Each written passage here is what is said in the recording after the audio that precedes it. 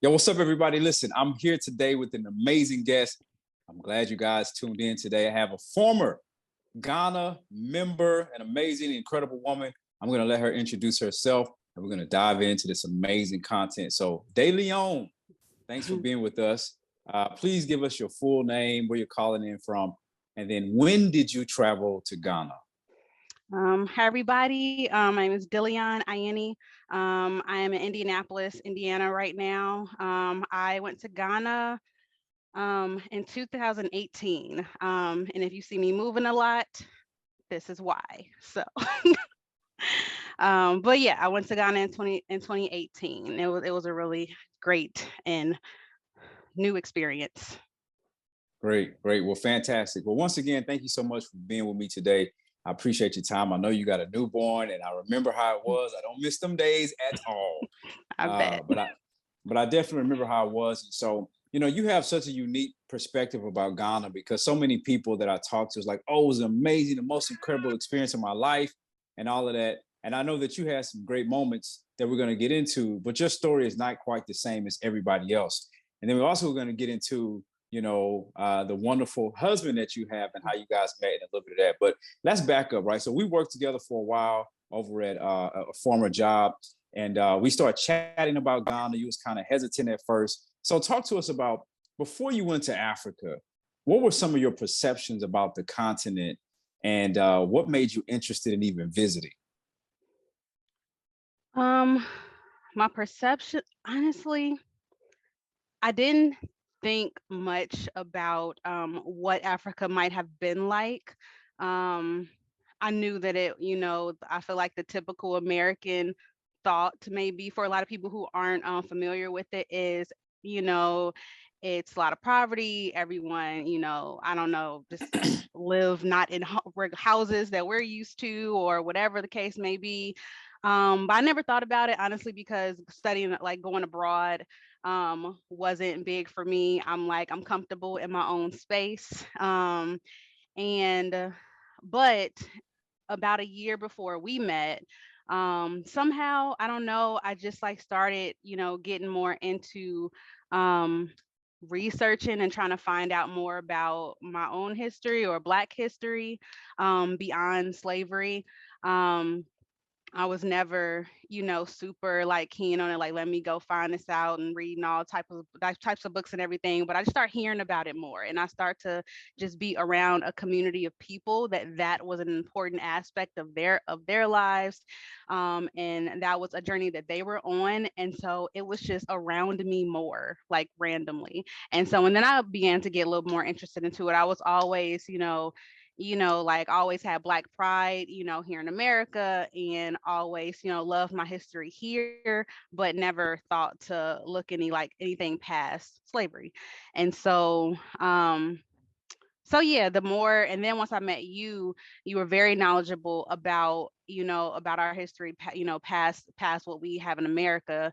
And it intrigued me. And so that pretty much was the biggest reason why, because in the past like 2 years, within like a 2 year period, it was just a common conversation of mine in my circle. And then all of a sudden that opportunity came up. And honestly, within 2018, I was going through my own personal journey, trying to become more brave, get out of my box, do things that say yes to things more. I typically said no to a lot of things that was out of my box if it was unfamiliar, if it was scared me. I had the opportunity to go to Ghana in undergrad, but I said no with quickness. And the one perception I did have was that I might get kidnapped. And that's what I told them in undergrad. And that's what I felt even a couple years ago.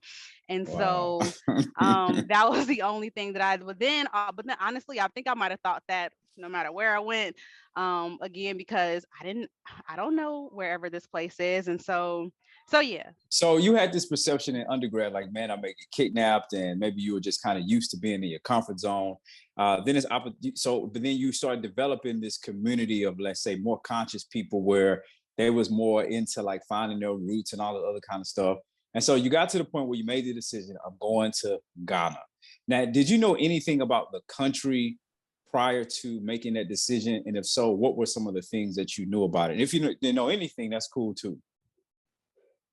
Honestly, I don't think I knew anything about Ghana, except that it was a country in Africa, and I knew there were many countries in Africa, and I didn't know that they were different, and so even more so was the reason. Like I've seen pictures and videos of places in Africa before, but I never know where it's at. I never know which country, which side of Africa it's on, and so yeah, no, I had no idea of what kind of I was going into.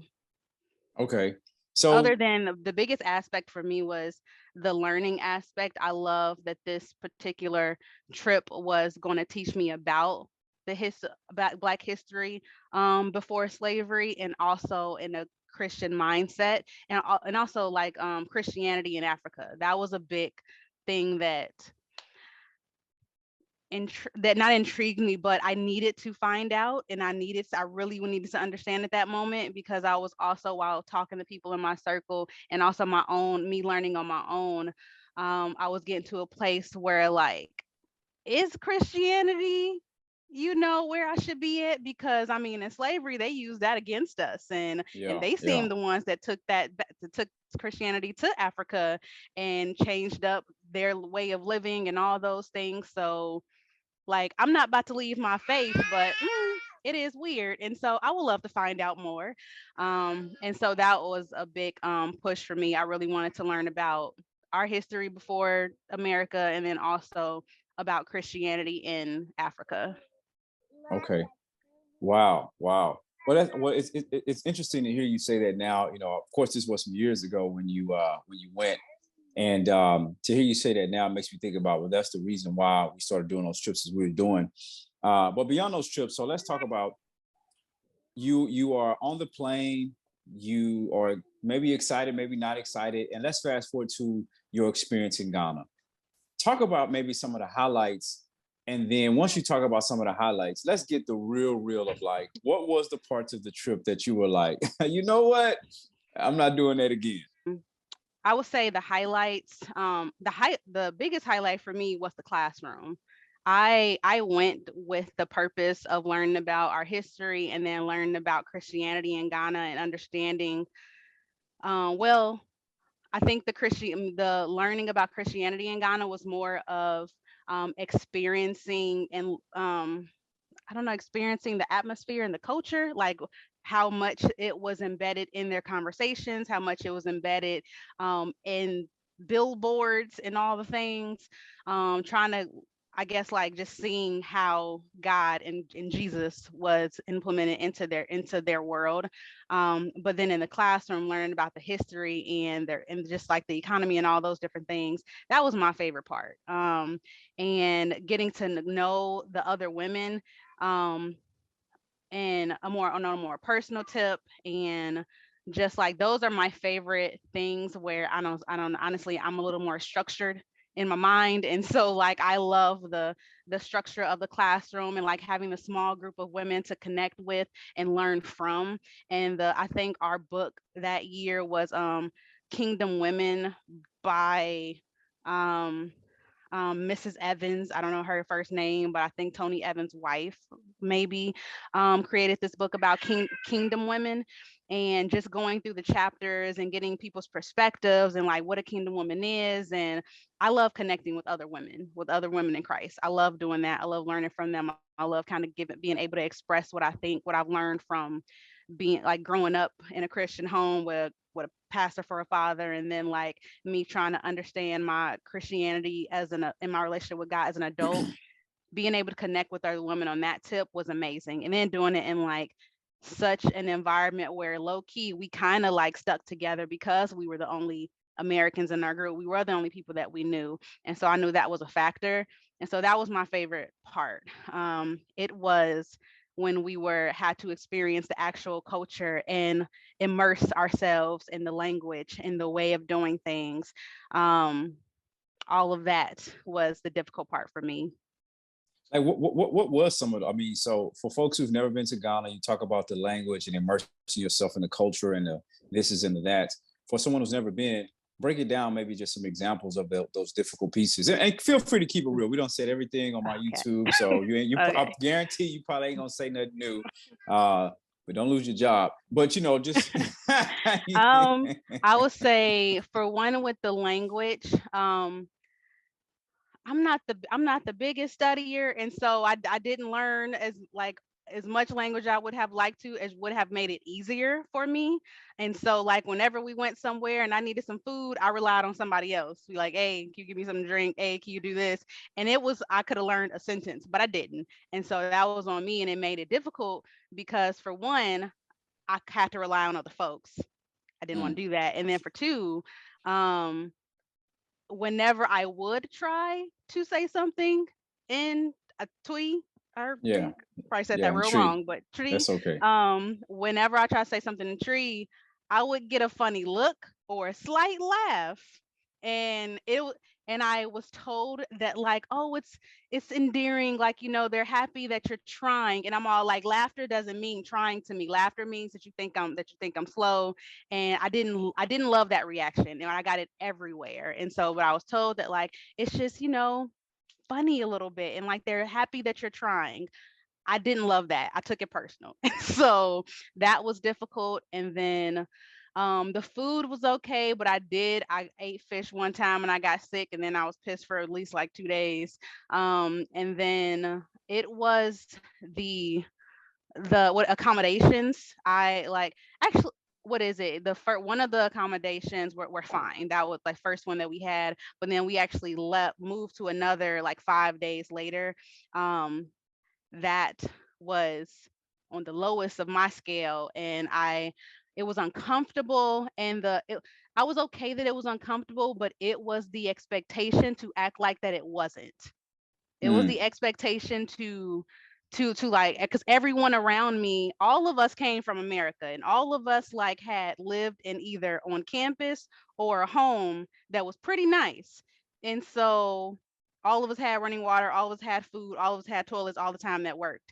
And no one is with me. Am I crazy? Is no one like kind of uncomfortable? But everyone was very in a very positive mood, and to the point where like someone I must have been, I don't know, I must have seemed like I was a different person on that trip, because one of the older sisters asked me what is it, pretty much told me that like, yeah, I figure you just like to be by yourself, you not really, like, you don't like being around people like that. And that is completely opposite of my nature. And so I was all like, if she thinks this of me out of like because of 5 days, I must have been acting a total B on this trip. And I was just very uncomfortable, and like everyone seemed like they loved it. The We volunteered at the children's orphanage. Was it an orphanage or a orphanage. school? Yeah, yeah, I know we yeah. visited a It's school, but yeah, I know we like hung out with the kids more and like yeah, played at a different yeah. area. And that like, I'm not cool with kids here. And so we were expected to like interact and kind of like, just be very comfortable. And I was like, this isn't a comfortable situation. We're literally in a different country. We're literally in a different everything. None of us here speaks this language fluently. There's no toilets. Like everywhere we go, we have to improvise how to wash our hands and all the things. And it was things that like, I guess I don't know. It was a lot for me because I felt like I was the only one a little bit uncomfortable. And like everyone seemed that this is heaven. And I was like, no, this is not heaven. And so I was just really confused. Hey, you just gave me my soundbite for my thumbnail. Everyone thought this was, but you know what you talk about is something that's very real. And I'm so glad you're speaking about it like this, because most of the time when people visit, one of the things I tell people that we don't understand, specifically as Black Americans coming from America, who've been raised in America our whole lives, is we don't realize how American we are until we leave the continent, right? Because within the country, we're Black first. That's who we are, right? But once we leave, we're American first. And there's a different level of privilege that I don't even think we recognize we have until we go to a place and see that some of the things that we weren't used to thinking about, such as, where do I need to strategically use the washroom at? You don't think about that if you're taking a road trip, or like you said, for the ladies, where do I use the washroom? This little hole in the ground, it's not going to cut it for me. This is extremely uncomfortable. And I'm glad you're mentioning these things, because what it speaks to is a couple of things. Number one, it talks about the real difference of cultural expectations and dynamics that exist. And the second thing is, everybody's Ghana experience is not the same. And some of the things that we think is standard, right, in terms of maybe a hotel or even student housing, may be very different when you enter into a context like Ghana. And I agree with you. I've been some places where I'm like, yo, this is bananas. And I've even learned so much living in the country versus when I was visiting back and forth. So let me ask you this. So you had some of these challenges, and Can I obviously you had mention some. one more? Please do. Go ahead. So it's, I guess it's not really a challenge. This was something that I appreciated, but then also again, I was confused as to why I was the only one that felt this way, and or seemed to have felt this way. And so when we went to the slave castles, like a lot of people that I've known who went to Ghana before, a lot of my friends, they went to Ghana in undergrad, and then I just don't ran into some people in my adult life, like they traveled to Ghana randomly. And so um some of them would mention how like they came back and they'll be upset at white people, and like especially if they went to the slave castles, and that was the sentiment that a couple people on the trip had too. That was like, man, like I don't even want to go back. I want to stay here, because as soon as we do, I'm just be looking at white people crazy for the next like however long. And I was like, after our tour, the tour guide clearly explained that it was half white folk and half our people who got us in that mess. And Wow. so and so first on like what I appreciated part, I was like, I didn't know that. I didn't know Mm, that, like, I think I knew a little bit, like, yeah, like, they were probably forced to get to like, to give some of their people away or whatever. But like, no, some of these folks equally wanted power as the Europeans, and they came together and made a deal. You get them folk who look like us, but they not our people, and we gonna help you make this happen. If it wasn't for Africans, Europeans could not have succeeded.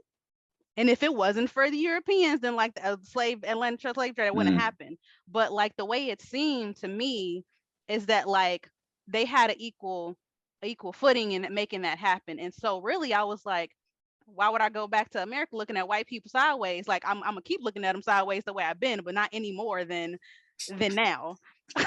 Like, and so now I'm just like, but then also his next lesson in the tour was like, and because I that's what I that was a question I asked, and I was like, how do you all reconcile, like, for one, you all are cool with white people, like it seems in this country, and like for all that they did, and also like even reconciling your own ancestors and like the part that they played, how? And he basically was like, forgiveness.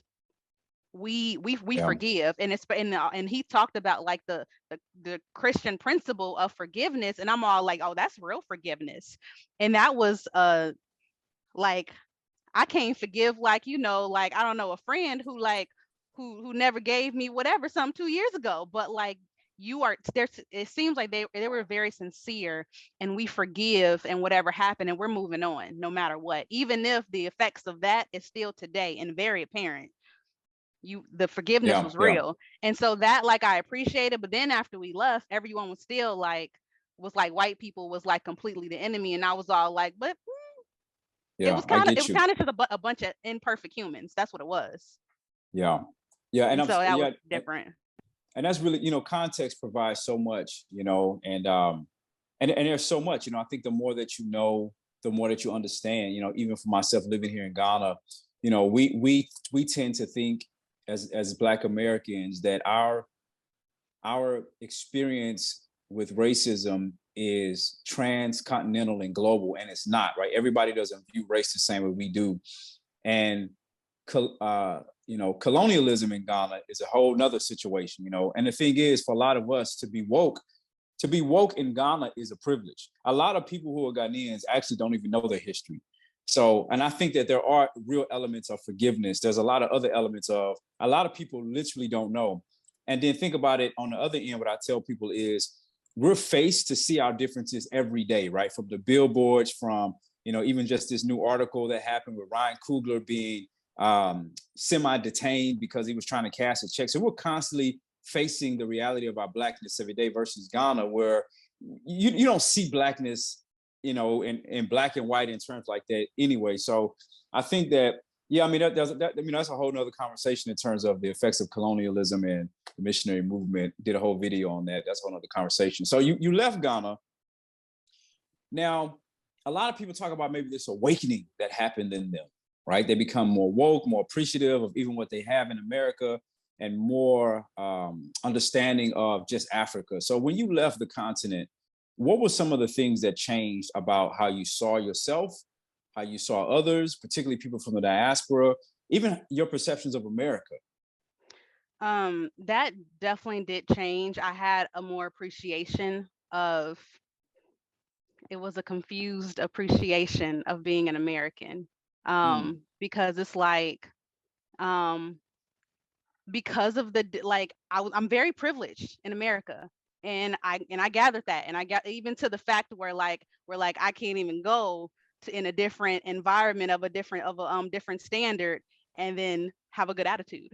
And so mm, I so I'm so privileged where I'm like, and also just learn, and I guess learning about, so years after I met like my Nigerian husband, and learning about why so many people move to America is not just that like, oh, America is cool. No, it's so bad out there, and they have so many less opportunities than people in America do, that they have no choice but to go somewhere else.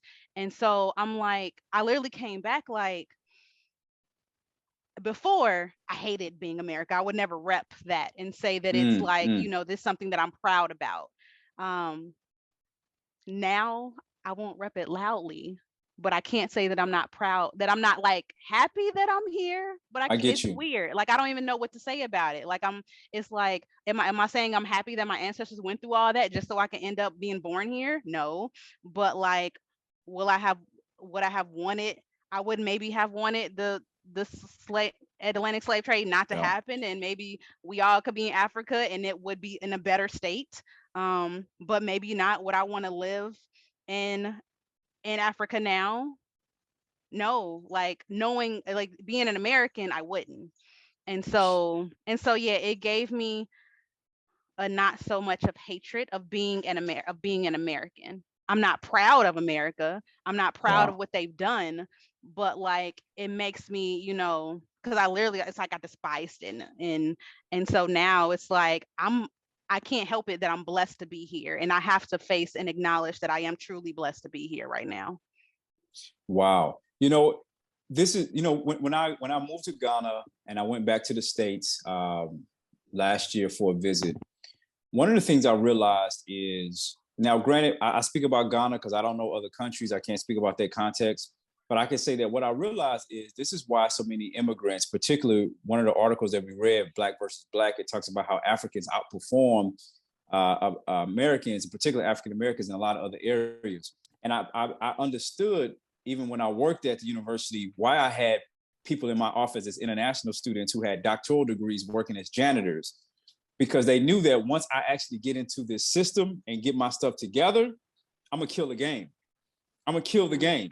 And they send money back home because you see how much more, right? The dollar and the pound. This is not feelings, this is facts, right? The dollar to the CD right now is 7-1. The pound to the CD right now, I think it's like 9-1 as of this recording. So I think what you talk about is something that we don't really talk about a lot, right? We talk about how Africa is so amazing, it's so incredible, but then we go for 10 days. We don't live there. And we also sometimes come and spend more money in those 10 days than people may make all year. Mhm. That's a very different reality versus having to be in an environment where you have the privilege to say, man, I don't like these dorms. I'm going to go back, Mhm. versus I literally don't have any money. And that's not, obviously, we're not talking about the whole continent, right? There's a lot of wealthy people. I know people going to come for me in the comments. I really don't care about it because I've been doing this for a minute. But I would say that the reality that I've experienced in Ghana is this: I've realized to appreciate the privilege that I have in the States. And I've realized now how I can utilize the resources in the States to build what I know is what God's vision for my life in Ghana and on the continent. I have to have both of those. Ain't no grants in Ghana for me. If you ain't got no money, I often tell people this, and I'm gonna go to the next question for you. I often tell people this. This is the honest to God truth that I've experienced. If you have money in a country like Ghana, your life can be incredible. I'm talking about incredible. Best of hotels, maids, drivers, chef. You can have all that. But if you don't have it, even some of the basic necessities like electricity and water, you don't have access to. And that's a fact. Yeah. So reconciling these identities, as one of my previous guests talked about, learning to live in the hyphen, African hyphen American, learning to live in that hyphen and recognizing that now it's not either or, it's both and there's a privilege that comes with it. So here's the $1 million question. Would you be open to visiting another country or even returning to Ghana? Maybe not in the same circumstance that you did, but maybe on a holiday or something like that. To live there or just visit? No, visit, like vacation. Yeah, I would. But you said that kind of. I would on like you said, completely different circumstances, and Yeah. I will make sure I have the money to live like the richest African. I would stay in the best hotel, see the prettiest sights and all the things. But when it comes, I don't know. I don't have a grand interest, and I think a lot of people, at least the people I know that's around me, the biggest reason why they desire to go there is they're like, it's euphoria to be around like all Black folk. Now Yeah. that is one thing, like I did, like it was just, I was a hug, like just everywhere Yeah. you saw like on the buses, on the streets, Yeah. in the Yeah. mall. It was weird, but it was amazing. Like Yeah. that was their reality. And so Yeah. that I love. And so, but a lot of people will say for that reason, they'll go hands down, like in a drop of a hat. And then just because it's the motherland, like where we come from, they'll go. It's not a big push for me. I need more. You need. So, I need a 5-star hotel, please. yes. And you know what? And the thing is that's great about it is you can have those experiences. And I tell people, because we think that sometimes the way we sometimes like glorify the negative parts of Black America, right? Like we feel like if you're not born eating ham and cheese and syrup sandwiches, that kind of somehow dismisses the authenticity of your Blackness because you don't know the real struggle. But we know that there's so many, phases and so many facets of Blackness. It's the same thing in Africa too. Like sometimes people feel like if you don't go and experience some real aspects of poverty, you haven't experienced the real Africa. And it's not true. Like there's levels to it.